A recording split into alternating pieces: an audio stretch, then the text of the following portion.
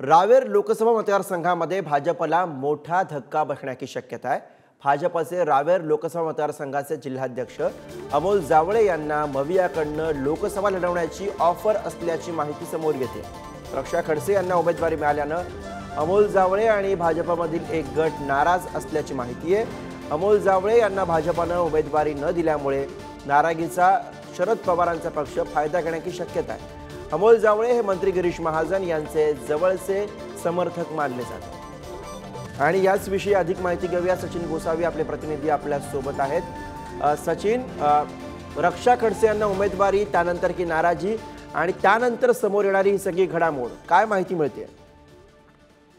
निश्चित गुरु, आपण जर बघितलं तर रावेर लोकसभा मतदारसंघामध्ये भाजपकडून रक्षा खडसे यांना उमेदवारी जाहीर झाल्यानंतर त्यांच्या उमेदवारीला मोठ्या प्रमाणात भाजपमधूनच अंतर्गत जे पदाधिकारी आहेत त्यांच्याचकडून मोठ्या प्रमाणात विरोध झाला होता।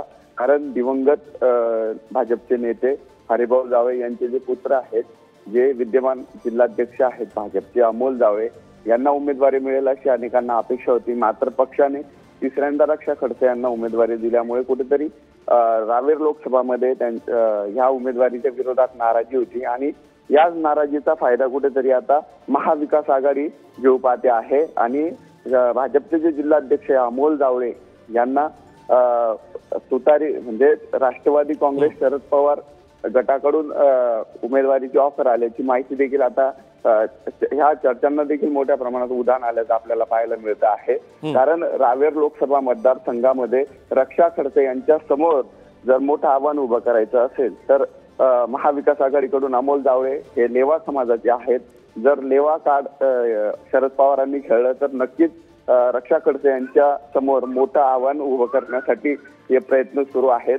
अमोल जावळे बरोबर, त्यामुळे या सगळ्या चर्चांनंतर आता प्रत्यक्षामध्ये काही घडामोडी घडतात का हे पाहायचं। धन्यवाद या सगळ्या सविस्तर माहितीसाठी।